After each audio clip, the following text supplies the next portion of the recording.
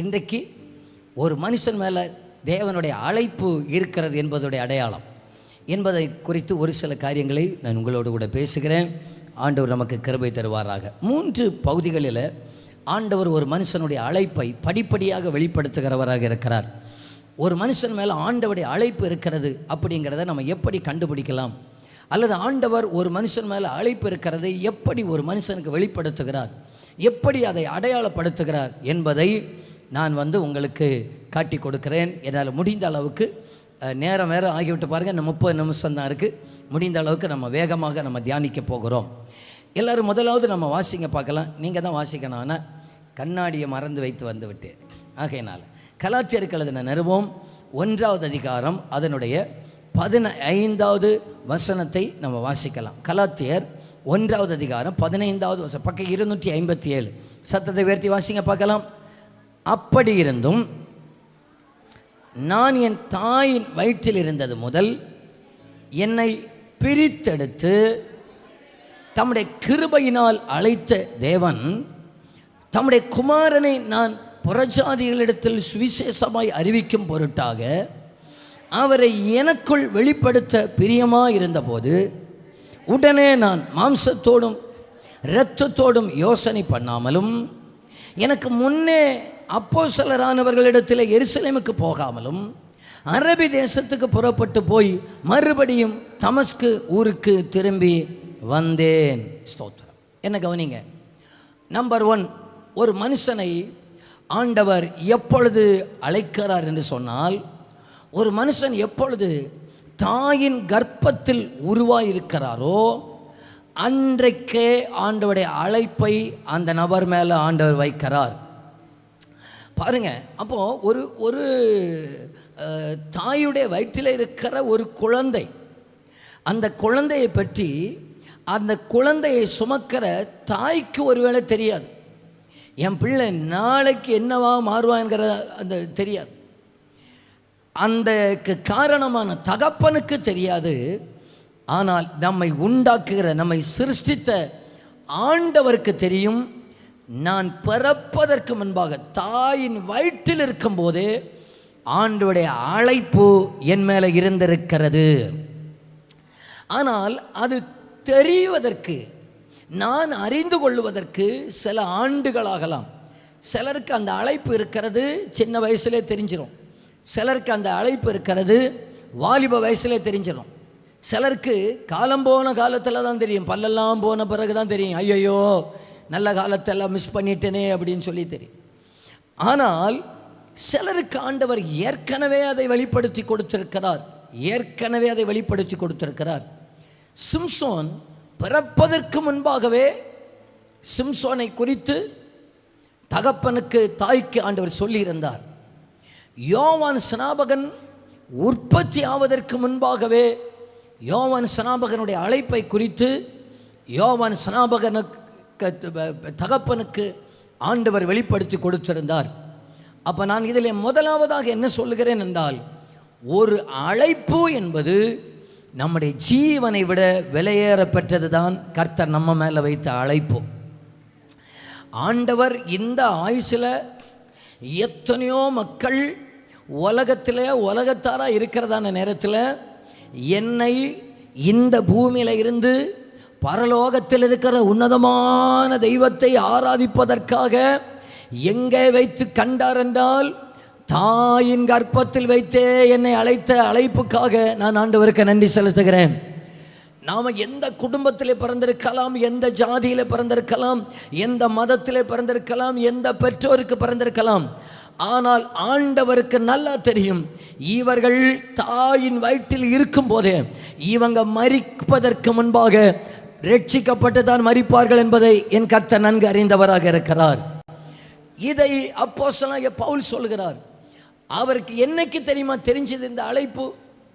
அவருக்கு ஆரம்பத்திலே தெரியல, கடைசியில் ஊழியத்துக்கெல்லாம் வந்த பிறகுதான் அவருக்கு தெரிஞ்சது, இந்த அழைப்பு எனக்கு இப்போ வந்ததல்ல, எனக்கு தாயின் கர்ப்பத்தில் உருவாவதற்கு முன்பாகவே வந்தது என்று சொல்லி. எத்தனை பேருக்கு அந்த அழைக்கப்பட்டவன் என்கிற உணர்வு எனக்கு இருக்கிறது என்று சொல்கிறவர்கள் கரத்தை உயர்த்தி காமிங்க பார்க்கலாம். நான் தேவனால் அழைக்கப்பட்டவன், நான் ஏதோ ஒன்றை செய்வதற்காக, ஆண்டவருடைய ராஜ்யத்துக்குரியவனாய் மாறுவதற்காக நான் அழைக்கப்பட்டவன் என்று சொல்லுகிறவர்கள் அந்த அழைப்புக்கு நன்றி செலுத்தி 2 கைகளை தட்டி, ஆண்டவரே உம்முடைய அழைப்பு என் மேலே இருந்ததற்காக நன்றி ஆண்டவரே, உம்முடைய அழைப்பு நம்ம மேலே இருந்ததற்காக நன்றி ஆண்டவரே. 2, ஒரு மனுஷன் அழைக்கப்பட்டவனை சாத்தானுக்கு சின்ன வயதிலிருந்தே தெரியும் என்று சில யூகங்களின் மூலம் நமக்கு தெரிகிறது. எப்படி என்று சொன்னால், மோசே அவரை கொண்டு ஆண்டவர் பெரிய ரட்சிப்பை, பெரிய காரியத்தை செய்ய போகிறார் என்று ஆண்டவருக்கு தெரிந்தது போல, எல்லாம் இல்லாவிட்டாலும் சில காரியங்கள் சாத்தானுக்கும் தெரிந்ததுனால தான் அந்த சின்ன வயதில் இருக்கும்போதே அந்த பிள்ளைய ரொம்ப கொலை செய்வதற்கு முயற்சி செய்தான். மோசேக்கு வயதில் எத்தனையோ ஆண் பிள்ளைகள் நைல் நதியில் துடித்து மரித்து போகிறதான நேரத்தில் இந்த பிள்ளையை மறியாமல் பாதுகாத்ததற்கு காரணம் அவர்கள் மேலே இருந்த அழைப்பு. நம்ம மேலே அழைப்பு இருக்குமே ஆனால் காலத்துக்கு முன்பாக மரிப்பதற்கு கர்த்தர் இடம் கொடுக்க மாட்டார்.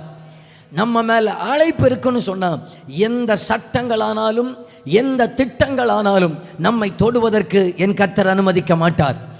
ஆண்டவரே, நீர் எங்களை அழைச்சிருக்கிறதுனால எந்த சத்துரும் எங்கள் பிள்ளைகளை தொடாமல் பாதுகாக்கிறதற்காக நன்றி ஆண்டவரே.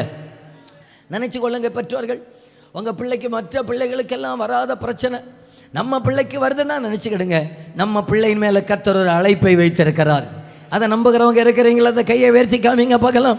சோத்திரம். நானே பார்க்குறேன்னு சில பிள்ளைகள் மேலே ரொம்ப போராட்டங்கள், ரொம்ப பிரச்சனை, ரொம்ப பலவீனம், ரொம்ப ஆபத்துகள் போல தோன்றலாம். நீங்கள் நினைத்து கொள்ளுங்க, எங்கள் பிள்ளைகள் மேலே அழைப்பு இருக்கிறது. காலங்களுக்கு முன்பாக ஆபத்துக்கு ஒப்பு கொடுக்க மாட்டார். எங்கள் பிள்ளைய பெரிய ரட்சிப்புக்கு காரணமாக என் கர்த்தர் மாற்ற போகிறார். எங்கள் பிள்ளைகள் அநேகருக்கு ஆசீர்வாதமாக மாற்ற போகிறார். புரிஞ்சவங்க அப்பாவுக்கு ஒரு கைத்தட்டு கொடுத்துருங்க பார்க்கலாம். ஹல்லேலூயா, ஹல்லேலூயா, ஹல்லேலூயா. ஏன்னு சொல்லி கேள்வி கேட்கக்கூடாதுன்னா, ஏன் அதுக்கு இல்லாத பிரச்சனை எனக்கு இது, அவங்களுக்கு இல்லாதது இந்த பிள்ளைக்கு, அதுக்கு இல்லாதது இதுக்கு, கேள்வி என்ன கேட்டுறாதீங்க. ஆண்டவரே, எங்கள் பிள்ளைக்கு மேலே இருக்கிற அழைப்புக்காக நன்றி ஆண்டவரேன்னு சொல்லுங்க. அந்த பிள்ளைக்கு மேலே கையை வச்சு சொல்லுங்க, எத்தனை பலவீனங்கள் வந்தாலும் இந்த பிள்ளைகள் மேலே இருக்கிற அழைப்பு நிறைவேறும், அதற்காக நன்றி. எத்தனை போராட்டங்கள் வந்தாலும் இந்த பிள்ளை மேலே இருக்கிற அழைப்பை ஆண்டவர் நிறைவேற்ற போதுமானவராக இருக்கிறேன். எத்தனை நெருக்கம் வந்தாலும் இந்த பிள்ளை மேலே இருக்கிற அழைப்பை நிறைவேற்றுவீர் ஆண்டவரே. ஏனென்று சொன்னால் ஜீவனை விட அழைப்பு விலையேற பெற்றதாக இருக்கிறது. அழைப்பு இடையில வந்தது கிடையாது, இடையில காய்ச்சல் வந்ததுனால வந்தது கிடையாது, இடையில தலைவேதனை வந்ததுனால வந்தது கிடையாது, ஒரு ஆக்சிடென்ட் வந்ததுனால அழைப்பு வந்தது கிடையாது. அதை வெளிப்படுத்துவதற்காக தான் ஆண்டவர் சில விபத்துகளை அனுமதிக்கிறார். என்ன நல்ல கவனிங்க, நம்ம மேலே இருக்கிற அழைப்பை வெளிப்படுத்துவதற்காக ஆண்டவர் எடுக்கிற முயற்சிகளை நான் உங்களுக்கு சொல்லுகிறேன். ஆண்டவர் எடுக்கிற முயற்சிகளை சொல்லுகிறேன். ஒன்றாவது, ஒரு மனுஷனுடைய அழைப்பு பிறக்கும் போதே ஒரு மனுஷனை ஆண்டவர் அழைக்கிறார் என்று சொன்னேன். இப்போ 2வது பார்ட்டுக்குள்ளாக வருகிறேன். சில விபத்துகள், சில சூழ்நிலைகள் நான் அழைக்கப்பட்டவன் என்பதை ஆண்டவர் அடையாளப்படுத்துவதற்காக அல்லது என்னை உணர்த்துவதற்காக என் வாழ்க்கையில் ஒரு காலத்தை ஆண்டவர் எடுத்துக்கொள்ளுகிறார். நல்லா கவனித்துக் கொள்ளுங்கள். என் மேலே இருக்கிற அழைப்பை, உன் மேலே அழைப்பு இருக்கிறதப்பா என்பதை வெளிப்படுத்துவதற்காக ஆண்டவர் ஒரு காலத்தை, ஒரு சமயத்தை ஆண்டவர் எடுத்துக்கொள்ளுகிறார். இப்போ இதே பவுல் சொன்னார். என்ன சொன்னார்?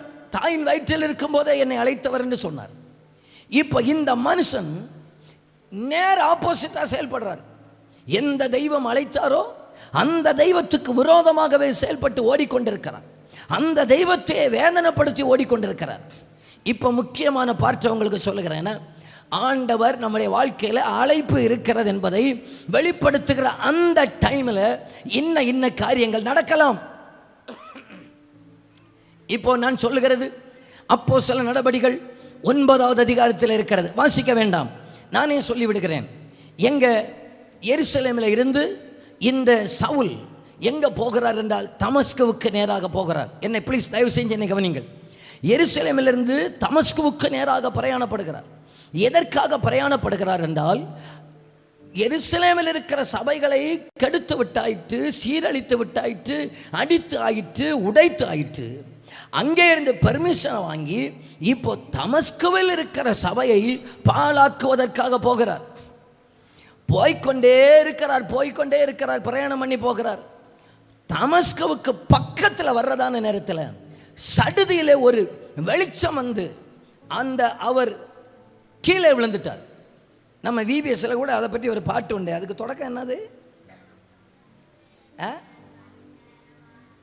கேட்கல? தமஸ்கு என்ற பட்டண வாசல்ல அவர் வந்தார், அருகில் வந்தார், கீழே விழுந்தார் அப்படின்னு சொல்லிக்கிட்டு. அது எங்கே? அந்த அந்த பாருங்க குதிரையில் அவர் போனாரா, ஒரு பயங்கரமான ஒரு வெளிச்சம் வந்துச்சா, கீழே விழுந்தார். முதல்ல நம்ம மேலே இருக்கிற அழைப்பை வெளிப்படுத்துவதற்காக எல்லாரும் என்ன கவனிங்க, நம்பர் 1 கீழே தள்ளி போடுவார். பக்கத்தில் இருக்கிறவங்க கையை பிடிச்சி சொல்லுங்க பார்க்கலாம். பக்கத்தில் இருக்கிறவங்க பேச்சு இல்லையோ ஐயா, கையை பிடிச்சி சொல்லுங்க பார்க்கலாம். உங்கள் மேலே இருக்கிற அழைப்பை வெளிப்படுத்துவதற்காக பிடிச்சி கீழே தள்ளி போடுவார் முதல்ல. ஆமாம், அது தொழிலாக இருக்கலாம். தொழிலை சிலரை தள்ளி போடுவார், சிலரை வண்டியிலிருந்து தள்ளி போடுவார். மற்ற சவுலை போல் எங்கே இருந்தோ கீழே தள்ளி போடுவார்னா நினச்சிக்கிடணும், என்னை தள்ளி போட்டது என் மேலே இருக்கிற அழைப்பை காட்டி கொடுப்பதற்காக, என் மேலே இருக்கிற அழைப்பை வெளிப்படுத்துவதற்காக. நல்ல கவனிங்க. 7 நாளாக ஆண்டவர் இந்த வார்த்தை எனக்குள்ளே போட்டுக்கிட்டே இருந்தார். 7 நாளாக என் இருதயத்தில் போட்டுக்கிட்டே இருந்தார்.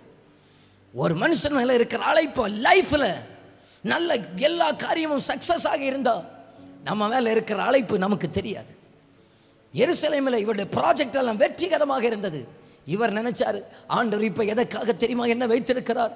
சபையை பாழாக்க என்னை அழைத்திருக்கிறார், சபையை உடைப்பதற்காக என்னை அழைத்திருக்கிறார், சேவானை போன்றவர்களை கல்லறிவதற்கு அனுமதி கொடுப்பதற்காக என்னை அழைத்திருக்கிறார்.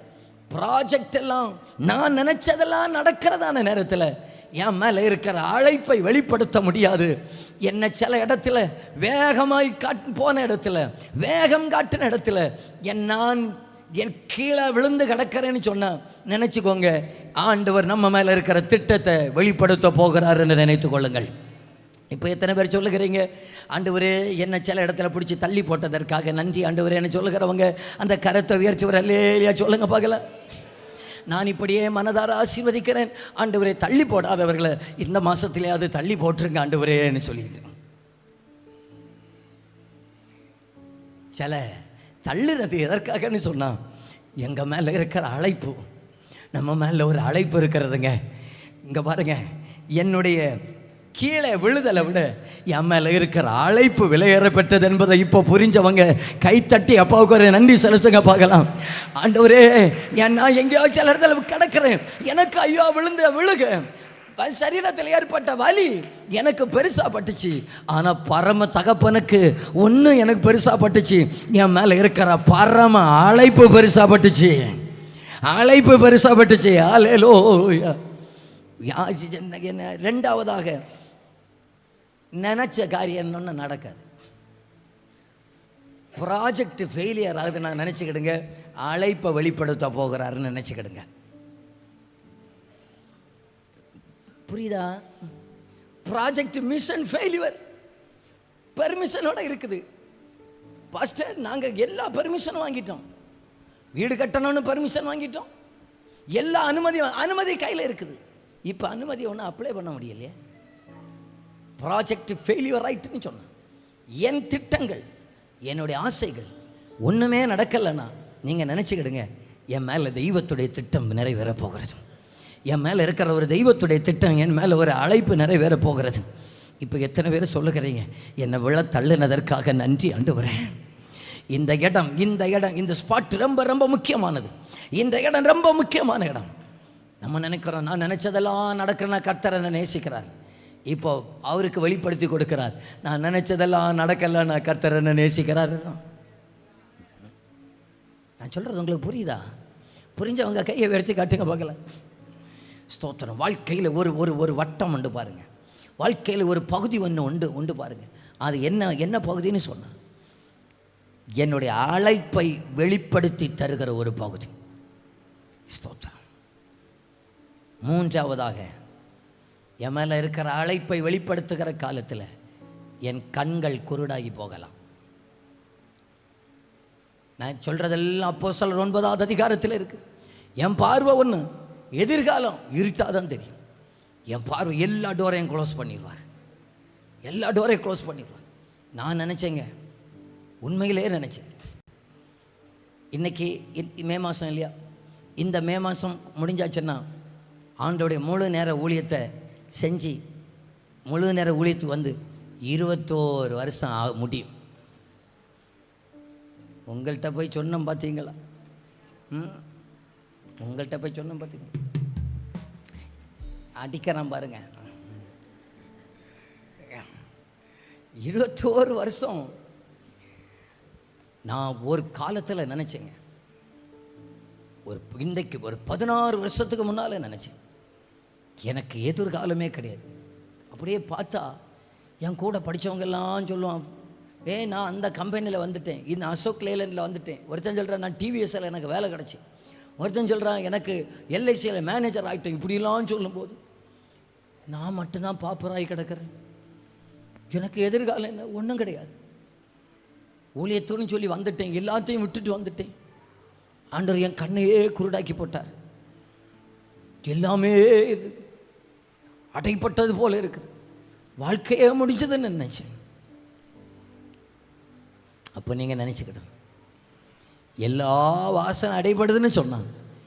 என் மேலே இருக்கிற திட்டத்தை கர்த்தர் எனக்கு வெளிப்படுத்த போகிறாருன்னு அர்த்தம். இந்த காலை வேளையில் ஒருவேளை கீழே விழ தள்ளப்பட்டவர்களாக இந்த மே மாதத்திலே 1வது ஞாயிற்றுக்கிழமையில் வந்திருக்கலாம். 2வதாக, நான் கொஞ்சம் திட்டங்கள் எல்லாம் பண்ணினேன், எல்லாமே ஃபெயிலியர் ஆகி போய் இந்த காலை வேளையிலே தெய்வ சமூகத்திலே வந்திருக்கலாம். 3வதாக, பார்வை அற்றவனாக, பார்வை இழந்தவனாக வந்திருக்கலாம்.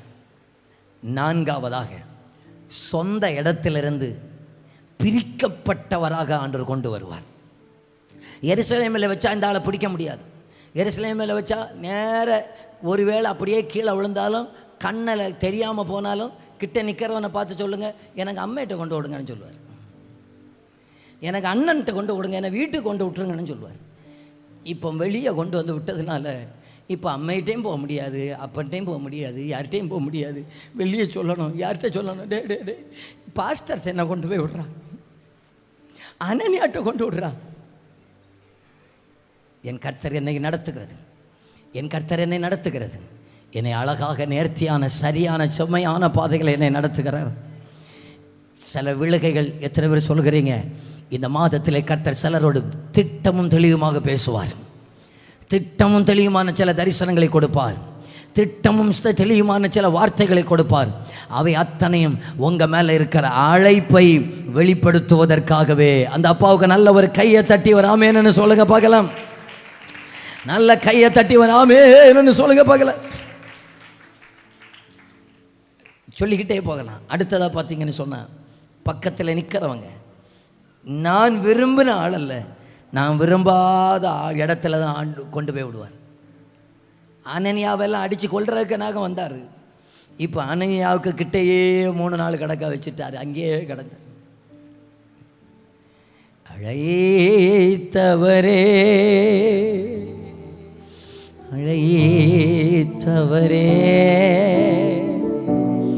என் ஊழியத்தின்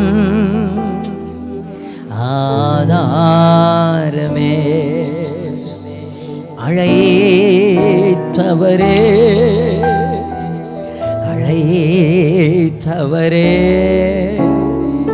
என் ஊழியத்தின்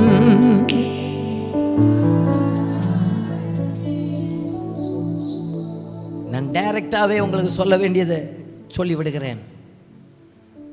நீங்கள் நினைச்ச காரியம் நடக்கலையா? கர்த்தர் உங்களை கையில் எடுக்க போகிறார். உங்கள் ப்ராஜெக்ட் எல்லாம் ஃபெயிலியர் ஆகிட்டான், கர்த்தர் ஒரு புதிய ப்ராஜெக்டை உங்கள் கையில் கொடுக்க விரும்புகிறார். என்னைக்கு கீழே தள்ளி போட்டாரோ, என்னைக்கு கீழே தள்ளப்பட்டிருக்கிறோமோ, அன்றைக்கு வேற ஒருவருடைய சத்தமும் என் காதுக்கு கேட்காது. நான் கீழே கிடக்கிறதான நேரத்தில் தான் பரத்திலிருந்து வருகிற சத்தம் எனக்கு கேட்கும். கீழே கிடக்கிறதான நேரத்தில், தள்ளப்பட்டதான நேரத்தில், கீழே தள்ளிட்டாருன்னு நினைக்காதீங்க. அந்த நேரத்தில் என்னோடு பேச வேண்டிய சத்தம் என்ன ஆண்டவரேன்னு கேளுங்க. அந்த சத்தத்தை நம்மோடு கூட துணிக்க பண்ண ஆண்டவர் நம்முடைய காதுகளை திறப்பாராக. இந்த மாதத்தில் கீழே கிடக்கிறவர்கள், நினைத்ததெல்லாம் தோல்வியில் இருக்கிறவர்களுக்கு சில சரியான வார்த்தையை பரத்திலிருந்து தந்து நடத்துவாராக. அந்த அப்பாவுக்கு கையை தட்டி சொல்லுங்க பார்க்கலாம், நீங்க என்னோடு கூட பேசுவீராக. கர்த்தர் என்னோடு கூட பேசுவீராக. கர்த்தர் என் மேல இருக்கிற திட்டத்தை நிறைவேற்றுவீராக. ஹல்லேலூயா. இப்ப விழுந்து கிடக்கிறதான நேரத்தில் இவருக்கு ஒரு சத்தம் கேட்கிறது, சவுலே சவுலே, சவுலே சவுலே. இப்போ இந்த டைம் என்ன வயசு இருக்குன்னு நினைக்கிறீங்க? எனக்கு வயசை கரெக்டாக கெஸ் பண்ண முடியல, ஆனால் வாலிபன் என்று என்னால் சொல்ல முடியும். ஏனென்றால் அப்போஸ்தலர் நடபடிகளின் புத்தகம் 7வது அதிகாரத்தில் அந்த சவுலை குறித்து சொல்லும்போது, 7வது அதிகாரம் அதனுடைய 58வது வசனத்தில் சவுல் என்னப்பட்ட ஒரு வாலிபனுடைய பாதத்தின் அருகே வைத்தார்கள். முதல்ல சவுல் இங்கே தான் வர்றாரு. இந்த சவுல் யாருன்னு கேட்டால் ஒரு வாலிபன். வாலிப பிள்ளைகளை, மக்களை எல்லாரும் என்ன பாருங்க, உங்கள் வாலிப காலத்திலேயே சில இடத்துல நீங்கள் விழுறீங்கன்னு சொன்னான் ஆண்டவர், சில இடத்துல உங்களை தள்ளி போடுறாருன்னு சொன்னான், உங்கள் திட்டத்திலேருந்து கர்த்தர் உங்களை தள்ளி போடுறாருன்னு சொன்னான். நீங்கள் நினைத்துக்கிடுங்க, கர்த்தர் என் மேலே இருக்கிற அழைப்பை வெளிப்படுத்த போகிறார். நான் தேவனால் அழைக்கப்பட்டவன், நான் கர்த்தருக்கு தேவை, நான் கர்த்தருக்கு தேவை, கர்த்தருக்கு தேவை. உலகம் கையில் இப்போ ஒரு ப்ராஜெக்ட் கொடுத்துச்சு. இப்போ அப்படியே 9வது அதிகாரத்தில் வாங்க பார்க்கலாம். 2 ப்ராஜெக்டை நான் இப்போ காட்டுறேன். 9வது அதிகாரம் 15, 16வது வசனத்தை வாசிங்க பார்க்கலாம். அதற்கு கர்த்தர், நீ போ, அவன் புறஜாதிகளுக்கும் ராஜாக்களுக்கும் இஸ்ரவேல் புத்திரருக்கும் என்னுடைய நாமத்தை அறிவிக்கிறதுக்காக நான் தெரிந்து கொண்ட பாத்திரமா இருக்கிறான். அவன் என்னுடைய நாமத்து நிமித்தம் எவ்வளவாய் பாடுபட வேண்டும் என்பதை. எல்லாரும் என்ன பாருங்க, பரத்திலிருந்து ஒரு ப்ராஜெக்ட் வருது. என்ன ப்ராஜெக்ட்? புறஜாதிகளுக்கும் ராஜாக்களுக்கும் இஸ்ரவேல் புத்திரருக்கும் என்னுடைய நாமத்தை அறிவிக்கணும் அப்படிங்கிற ப்ராஜெக்ட். இந்த கையில் இன்னொரு ப்ராஜெக்ட் இருக்கிறது. புறஜாதிகளின் மத்தியிலையும் யூதர்கள் மத்தியிலையும் இருக்கிற தெய்வ சபையை பாழாக்க வேண்டும் என்கிற ப்ராஜெக்ட். இப்போ கீழே தள்ளப்பட்டதான நேரத்தில் தன்னுடைய கையில் இருக்கிற ப்ராஜெக்ட் கீழே போட்டார், தெய்வத்துடைய கையில் இருக்கிற ப்ராஜெக்டை கையில் எடுத்தார். சில நேரத்தில் நம்ம விழத்தள்ளுனது என் திட்டத்தை கீழே போடுவதற்காகவும் அவர் திட்டத்தை கையில் எடுப்பதற்காகவும். நான் பேசுகிறது புரிகிறவங்க மட்டும் அந்த கையை உயர்த்தி காட்டுங்க பார்க்கலாம். எத்தனை பேர் ஆமேன்னு சொல்லுகிறீங்க? ஆமேன்னு சொல்லுகிறீங்க. அழைக்கப்பட்ட தேவ ஜனமே, அழைக்கப்பட்ட தேவ ஜனமே, சில பிரச்சனை நம்ம கையில் ஒரு திட்டத்தோடு சுற்றி நடக்கிறோம். நான் அப்படி செய்யணும், நான் இப்படி செய்யணும், நான் அதை செய்யணும், நான் இதை செய்யணும் சொல்லி கீழே தள்ளுறதான நேரத்தில் நான் நம்புகிறேன் ஆண்டவருடைய நோக்கம் இவரை கீழே தள்ளணும்னு இல்லை, இவருக்கு திட்டத்தை கீழே தள்ளணும், இவருக்கு பிளானை கீழே தள்ளணும், தெய்வத்துக்கு பிளானை கையில் கொடுக்கணும். ஹல்லேலூயா, ஹல்லேலூயா. ஆண்டவரே, இவருக்கு திட்டம் பாடுபடுத்தணும், தெய்வத்துடைய திட்டம் நீ பாடுபடணும். சரிதானே? தப்பா சொல்றனோ? இவருக்கு திட்டம் என்னன்னா சபையை பாடணும். தெய்வத்துக்கு திட்டம் நீ பாடணும், எனக்காக, என் ஊழியத்துக்காக நீ பாடணும், என் ஊழியத்துக்காக நீ சிலதை செய்யணும், ஊழியத்தில் சிலதை நீ தாங்கணும், ஊழியத்தில் சிலதை நீ வேதனைப்படணும். நீ உன்னை வித்தியாசமாக நடத்த போகிறேன், புறஜாதிகளுக்கு நடத்த போகிறேன், ராஜாளுக்களுக்கு முன்னாக நடத்த போகிறேன், இஸ்ரவேல் புத்திரருக்கு முன்னால் நடத்த போகிறேன். இந்த திட்டத்தை ஃபர்ஸ்ட் ஆண்டர் வெளிப்படுத்தி கொடுக்குறேன். இனி அடுத்ததாக சொல்கிறேன், என் கர்த்தர் அவர் என் மேலே வைத்திருக்கிற திட்டத்தை ஒரே நாளில் மொத்தமாக என் கையில் கொடுக்க மாட்டார். எத்தனை பேர் சொல்லுகிறீங்க? திரும்பவும் சொல்லுகிறேன், அவர் என் மேலே இருக்கிற மொத்த பிளானையும் ஒரே நாளில் வெளிப்படுத்தி கொடுக்க மாட்டார். அது பவுலா வேணாலும் இருக்கட்டுமே, ஒரே நாளில் ஆண்டவர் வெளிப்படுத்தி கொடுக்கவே மாட்டார். மூணாவது பார்ட்டை சொல்லி நான் முடிக்கிறேன்னா, இதே பிரசங்கத்தை 1.5 மணி நேரம் பண்ணுறதை விட 1/2 மணி நேரத்தில் உங்களுக்கு தேவையான சரக்கெல்லாம் அதில் இருக்குது, அவ்வளோ போதும்னு நான் நினைக்கிறேன். எத்தனை பேர் ஆமேன்னு சொல்லுகிறீங்க? இன்னும் ஒன்று கையை உயர்த்தி ஒரு இல்லையா சொல்லுங்க பார்க்கலாம். இப்போ அதற்கு அர்ப்பணிச்சுட்டார். இந்த காலத்தில் கீழே கிடந்து என்ன தெரியுமா கேட்கணும்? என்ன தூக்கி எடுங்காப்பா, தூக்கி எடுங்காப்பா, தூக்கி எடுங்காப்பா. கீழே கடக்கிறதான நேரத்தில் கேட்கணும், தேவ சித்தம் நிறைவேற எனையும் படைக்கீரே, தேவ சத்தம்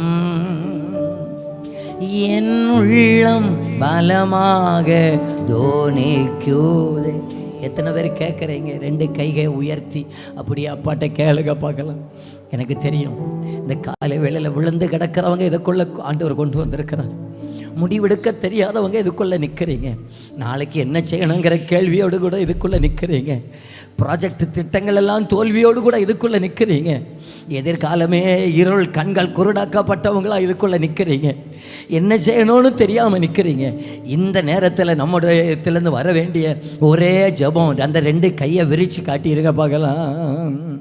தேவ சித்தம் நிறைவேற எனையும் ஒப்படைக்கீரே, தேவ சத்தம்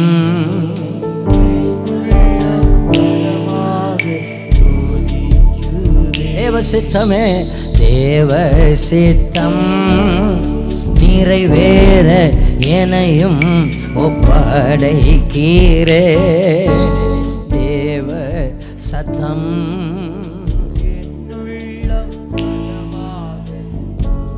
முன்னறிந்து அழைத்தவரே, முன்னின்று நலமுடன் நடத்துவார். முன்னறிந்து அழைத்தவரே, முன்னின்று நலமுடன் நடத்துவார். சகலமும் நன்மைக்கென்றே சாட்சியாய் முடித்திடுவார்.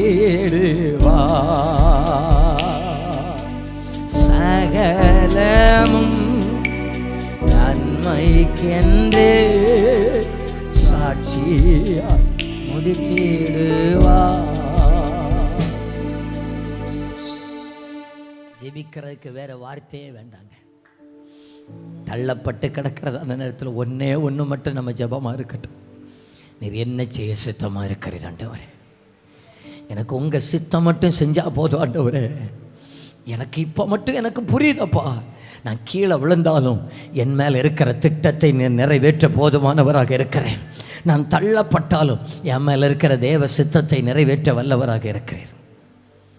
இப்போது நம்ம ஆள் ஒப்பு கொடுத்தாச்சு. நல்லா பாருங்கள், ஒப்பு கொடுத்து ஞானஸ்நானம் எல்லாம் எடுத்து பரிசுத்த ஆவியெல்லாம் பெற்ற உடனே அண்ணனுக்கு கண்ணை ஆண்டவர் திறந்துட்டார். திறந்தா தாமதமின்றி பிரசங்கம் பண்ணுறாரு. அடுத்ததாக 3ஆவதாக அவருக்கு அழைப்பை வெளிப்படுத்துகிறார். 13வது அதிகாரம், அப்போஸ்தலர் 13வது அதிகாரம் 2வது வசனத்தை வாசிங்க பார்க்கலாம். அப்போஸ்தலர் 13:2 பக்கம் 180. அவர்கள் கர்த்தருக்கு ஆராதனை செய்து உபவாசித்து கொண்டிருந்த போது பர்னபாவையும் சவுலையும் நான் அழைத்த ஊழியத்துக்காக அவர்களை பிரித்து விடுங்கள் என்று பரிசுத்த ஆவியானவர் திருவுளம் பற்றுகிறார். அதான் முதலே சொன்னேன், ஒரே நாளில் நம்முடைய வாழ்க்கையுடைய முழு நோக்கத்தையும் கர்த்தர் சொல்லிவிடவே மாட்டார். கர்த்தர் நேரம் வரும்போது தான் அந்தந்த காரியத்தில் கர்த்தர் கரெக்டாக செய்வார். இந்த 1வது பார்ட்டு அப்போஸ்தலர் 9க்கு கீழ்ப்படிஞ்சா 13 ஆண்டவர் செய்வார். எல்லாரும் அந்த வலது கையை உயர்த்தி சொல்லுங்க பார்க்கலாம். 9க்கு கீழ்ப்படிஞ்சா 13வது அதிகாரத்தில் இருக்கிறது நடக்கும். ஆமாம், நம்ம இப்போ முதல்ல கேட்குறது, ஆண்டவரே நீர் என்ன அழைச்சதுன்னு சொன்னால், அழைச்சீர்னு சொன்னால் நான் எங்கே போவேன், நான் என்ன செய்வேன், நான் எப்படி பண்ணுவேன், என்ன செய்வேன்? சொல்லவே மாட்டார், சொல்லவே மாட்டார். முதல்ல நான் ஒன்று என்ன செய்ய போகிறேன்னு சொல்லிட்டு, அதுவும் இவர்கிட்ட சொல்லலை, அண்ணனியாட்ட தான் சொன்னார். முதல்ல என்ன சொன்னார், நீ முதல்ல போப்பா, உன் ப்ராஜெக்டை விடு, என் ப்ராஜெக்டை கையில் எடுத்துட்டு நீ அங்கே போ, உட்காரு, நீ ஜெபம் பண்ண, காத்துரு, ஞானஸ்நானம் ரெடி பண்ண. அடுத்ததாக படிப்படியாக கர்த்தர் நடத்துகிறான், படிப்படியாக நடத்துகிறான். இன்றைக்கு ஆண்டவருடைய சத்தம் கீழ்ப்படிய பண்ணுகிறது தான் ஆண்டவருடைய திட்டம் என்று சொன்னால், நான் கீழ்ப்படிந்து விடுகிறேன் என்று சொல்லுகிறவங்க கையை உயர்த்தி காமிக்க பார்க்கல. இன்றைக்கு அந்த அழைப்பினுடைய பார்ட்டு அதுதான் ஆண்டவர் வச்சிருக்கிறாருன்னு சொன்னால், அதற்கு அப்படியே அர்ப்பணிச்சிடுறேன்னு சொல்லுகிறவங்க கையை உயர்த்தி சொல்லுங்க பார்க்கலாம். அதை செய்யாமல் ஆண்டவர் அடுத்ததாக எதையுமே செய்ய மாட்டார். அதை செய்யாமல் ஆண்டவர் எதையுமே பேச மாட்டார், எதையுமே ஆண்டவர் நமக்கு வெளிப்படுத்த மாட்டார். அடுத்தடுத்த வெளிப்பாடுகள், அடுத்தடுத்த உபதேசங்கள், அடுத்தடுத்து போக வேண்டியவைகள், அடுத்தடுத்து செய்ய வேண்டியவைகள் ஃபஸ்ட்டுக்கு முதல்ல கீழ்ப்படிஞ்சாதான் அடுத்தடுத்தா செய்வார். கடைசியாக ஒன்றை மட்டும் சொல்லி முடிக்கிறேன். இப்போ இந்த மனுஷனுக்கு ஊழியம் செய்ய செய்ய செய்ய ஊழியத்தில் கர்த்தர் இவரை பயன்படுத்த இவர் போகிற இடத்துல எல்லாம் பிசாசுகள் ஓடுது, இவர் போகிற இடத்துல எல்லாம் அற்புதம் நடக்குது, இவர் போகிற இடத்துல எல்லாம் தெய்வராஜ்யம் ஸ்தாபிக்கப்படுது, இவர் போகிற இடத்துல எல்லாம் மக்கள் ரட்சிக்கப்படுகிறார்கள். இதெல்லாம் பார்த்த உடனே இவருக்கு கடைசியாக ஒன்று புரிஞ்சு பிறகுதான் எழுதினார், என் தாயின் வயிற்றில் இருக்கும்போதே ஆண்டவர் என்னை அழைச்சிரு, அந்த அழைப்பை எனக்கு வெளிப்படுத்துவதற்காக தான் என்னை கீழே தள்ளி போட்டீரு, நான் அதற்கு அர்ப்பணித்ததுனால தான் எனக்கு அடுத்ததாக என்ன பண்ணணும்னு பேசினீர். இப்போ கடைசியாக மரிப்பதற்கு முன்பாக சொல்லி முடிக்கிறார், நல்ல போராட்டத்தை போராடினேன், ஓட்டத்தை முடித்தேன், விசுவாசத்தை காத்துக்கொண்டேன், இது முதல் நீதியின் கிரீடம் எனக்காக வைக்கப்பட்டிருக்கிறது. அழைப்பை நிறைவேற்றுகிறவர்களுக்கு கர்த்தர் கிரீடத்தை தருவார். எல்லாரும் கடைசி அந்த வார்த்தையை சொல்லுங்க பார்க்கலாம். அழைப்பை நிறைவேற்றுகிறவர்களுக்கு கிரீடத்தை ஆண்டவர் தருவார், கிரீடத்தை ஆண்டவர் தருவார். என்ன பாருங்க, நம்ம பரலோகத்துக்கு போவோம்னு வச்சுக்கோங்க. எத்தனை பேர் பரலோகத்துக்கு போவீங்க? போகிறவங்க கையை வரித்து காட்டுங்க பார்க்கலாம். போவீங்கன்னு சொல்கிறத விட எப்படியாவது போயிடணும்னு சொல்கிறவங்க கையை வரித்து காட்டுங்க பார்க்கலாம். போய்த்தான் ஆகணும்னு சொல்லுகிறவங்க இங்கே பாருங்கள், நானே கையை வைத்திருக்கிறேன். என்ன பாருங்கள், பரலோகத்தில் போய் யாரும் சும்மா இருக்கக்கூடாதுன்னா, சும்மா இருக்கக்கூடாதுன்னு சொன்னால் ஒன்றுமே இல்லாமல் இருக்கக்கூடாது. பரலோகத்தில் போய் அங்கே புதிய ஏற்பாட்டில் 5 விதமான கிரீடம் ஒன்று பார்த்துக்கிடுங்க. ஏதாவது கிரீடம் உங்களுக்கு கிடைக்குமா? கிரீடம் கிடைக்குமா? கிடைக்கணும்னு தோணுதா? நம்ம ஊரில் குடிச்சு செத்து போனவனுக்கு கல்லறையிலையும் எழுதி வச்சிருக்கு, நல்ல போராட்டத்தை போராடினேன், ஓட்டத்தை முடித்தேன், விசுவாசத்தை காத்து நீதியின் கிரீடம் வச்சுருங்க. அங்கே போவாரேங்கிறதே சந்தேகம். கிட்னியும் லங்ஸ் எல்லாம் போனவருக்கு இங்கே கல்லறையிலே எழுதி வச்சிருக்கு. நாங்கள் இந்த வாரத்தில் சென்னையில் போகும்போது ஒரு சாதாரண ஒரு தேவ மனுஷன், சாதாரண மூட்டை அரிசி மூட்டை தூக்கி கிடந்திருந்த ஒரு தேவ மனுஷங்க, அவரை ஆண்டவர் அழைச்சார். அழைப்புக்கு கீழ்ப்படுகிறதான நேரத்தில் ஒரு மனுஷனை எப்படி ஆசீர்வதிக்க முடியும்னு பாருங்கள். எனக்கு உண்மையிலேயே அந்த அந்த கேம்பஸில் போன உடனே எனக்கு பசியும் இல்லை, எனக்கு தாகமும் இல்லை. ஒரு மனுஷன் அழைப்புக்கு கீழ்ப்படிஞ்சாருங்க. இவ்வளவுக்கு ஆண்டவர் ஆசீர்வதிக்க முடியுமா? இன்னைக்கு அவங்க சர்ச்சு வேலை நடந்துட்டு இருக்குது, வெறும் 100 கோடி ரூபாய்க்கு வேலை தான் நடந்துட்டு. அந்த பூமியில போய் நின்று ஜெபிப்பதற்காப்பா பார்க்குறேன்.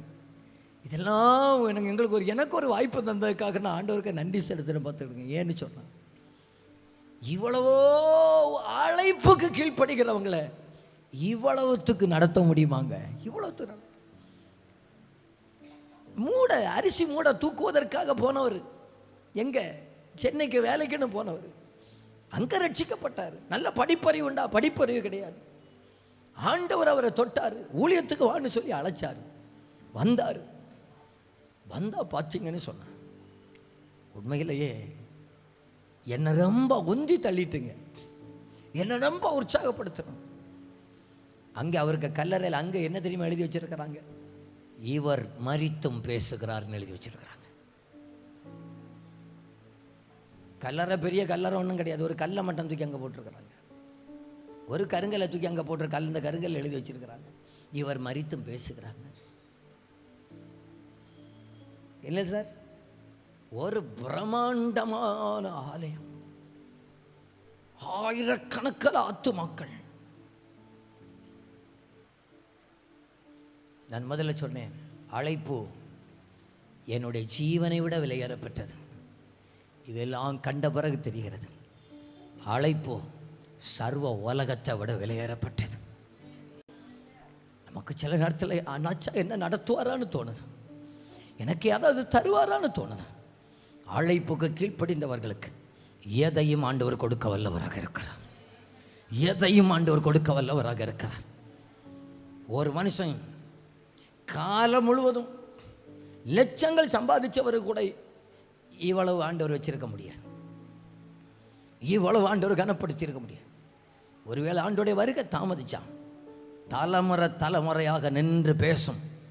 யார் என்னன்னு பேசும்? ஒருவர் அழைப்புக்கு கீழ்ப்படிந்தார், ஒருவர் அழைப்புக்கு கீழ்ப்படிந்தார். ஒருவர் அரிசி மூட்டை தூக்குவதற்காக வந்தவர் தெய்வத்துடைய பெரிய அழைப்புக்கு கீழ்ப்படிந்தார். இன்றைக்கு லட்சங்களுக்கு ஆசீர்வாதமாக இந்த ஊழியங்கள் நிலை நிற்கிறது என்று சொல்லி தலைமுறைகள் பேசும். எத்தனை பேர் சொல்லுகிறீங்க? அழைப்புக்கு கீழ்ப்படிந்தவர்களுக்கு எங்கேயும் கௌரவப்படுத்தி அங்கே போனால் கிரீடங்கள் ஆண்டவர் தருவார். நீதியின் கிரீடம், வாடாத கிரீடம், மகிமை உள்ள கிரீடம், ஜீவ கிரீடம். 5 கிரீடங்கள் இருக்கிறது புதிய ஏற்பாட்டில்.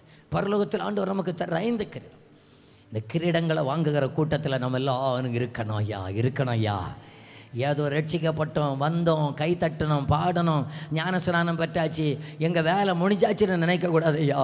அதுக்கு மேலே என் மேலே ஒரு அழைப்பு இருக்கிறது ஐயா. அந்த அழைப்பை நான் நிறைவேற்றிடணும் ஐயா.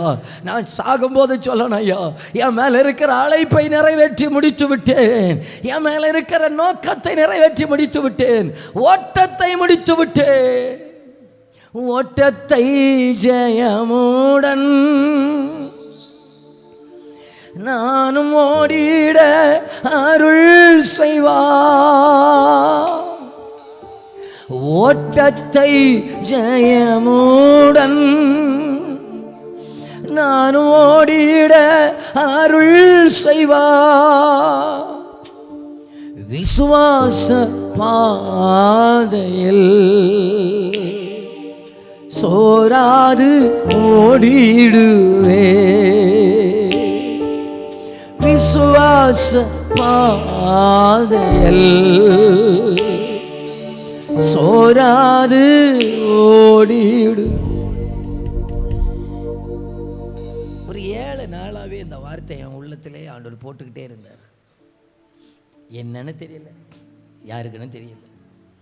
நான் வாக்குத்தத்த வசனத்தை எடுத்து வைத்து பெரிய பிரசங்கம் எல்லாம் ரெடி பண்ணி எல்லாம் வச்சிருக்கேன். ஆனால் எனக்கு ஒன்று மட்டும் தெரியுது, கர்த்தர் எங்கள் சபையை நேசிக்கிறார். எங்கள் கண்ணுக்கு முன்னால் அழைக்கப்பட்டவர்களை கர்த்தர் வைத்திருக்கிறார். பிரச்சனை வந்தவொடனே சோர்ந்துடாதீங்க என்ன, சில காரியத்தில் கீழே விழுந்தவொடனே சோர்ந்துடாதீங்க என்ன. அழைக்கப்பட்டிருக்கிறோம் என்பதை வெளிப்படுத்துவதற்காக தான் அதை அனுமதிச்சாரே தவிர உங்களை கேவலப்படுத்துறது அவருடைய திட்டம் இல்லைண்ணா. உங்களை தலைகுலியை பண்ணுகிறது அவருடைய விருப்பம் இல்லைண்ணா. உங்களை அவமானப்படுத்துறது அவருடைய விருப்பம் இல்லைண்ணா. மற்றவன் ஸ்பீடாக வந்தவன் விழுந்துட்டானேன்னு சொல்லி உலகம் ஒருவேளை சொல்லலாம். ஆனால் பரலோகம் சாகும்போது, இந்த பவுல் சாகும்போது பரலோகம் எழுந்து நின்று சொல்லியிருக்கோம், அழைப்பை நிறைவேற்றி முடித்தவனே இங்கே ஏறி வாப்பான்னு சொல்லி அழைச்சிருக்கோம். அந்த பாக்கியத்தை நம்ம எல்லாரும் அனுபவிக்க அப்பா நமக்கு கிருபை தருவாராக. அழைக்கப்பட்டவர் எல்லாத்தையும் அனுபவிக்க நிற்க மாட்டாங்க. பார்த்துடுங்க, அழைக்கப்பட்டவனுக்கு எல்லாத்துக்கும் மேலே விருப்பம் இருக்காது. இவர் சொன்னார், எல்லாத்தையும் அனுபவிக்க எனக்கு அதிகாரம் உண்டு, ஆனால் எல்லாம் எனக்கு தகுதியாகிறாது. அழைக்கப்பட்டவன் எல்லாத்துக்கும் மேலே ஆசைப்பட மாட்டான். எல்லாத்துக்கும் மேலே, அதுக்கு மேலே ஆசை, அதுக்கு ஒரு ஆசையும் இல்லை. நான் நினச்சிக்கிடுங்க, என் மேலே அழைப்பு இருக்குது, அதனால தான் எனக்கு பலதுக்கு மேலே ஆசை இல்லைன்னு சொல்லி நினச்சிக்கிடுங்க. ஸ்தோத்திரம். ஆண்டவர் நான் சரியாக நடத்துவார், அழகாக நடத்துவார். உங்களை நான் மனதார ஆசீர்வதிக்கிறேன். உங்கள் மேலே இருக்கிற அழைப்பு அத்தனையும் நிறைவேறுவதாக, தெய்வத்துடைய திட்டம் நிறைவேறுவதாக. ஸ்தோத்திரம். திரும்பவும் சொல்லுகிறேன், இன்றைக்கி நேற்றைக்கு வந்ததல்ல. தாயின் கர்ப்பத்தில் முதல்ல உருவாகிற அவன் கண்ணன்னா இருதயம்னா சொல்கிறாங்க. அது உருவான அன்னையிலேருந்தே ஆண்டவர் அங்கே வச்சே சீல் அடிச்சிட்டாரு. இவன் எனக்கு வேலையை தான் செய்வாங்க, இவங்க எனக்கு ராஜ்யத்துக்குரியவங்கன்னு சொல்லி அங்கே வச்சே என்னை பிடிச்சிட்டாரு. ஆகையினால தான் எத்தனை ஆபத்துகள் வந்ததான நேரத்திலையும் இன்றைக்கு ஒப்பு கொடாமல் ஒரு நாணல் பெட்டியை நமக்கு வச்சு பாதுகாத்ததுக்கு காரணம் நம்ம மேலே இருக்கிற அழைப்பு தான் காரணம். எம்மட்டும் கைவிடாதவர் இனியும் கைவிட மாட்டாருங்க. எல்லாரும் எழுந்து நிற்போமா?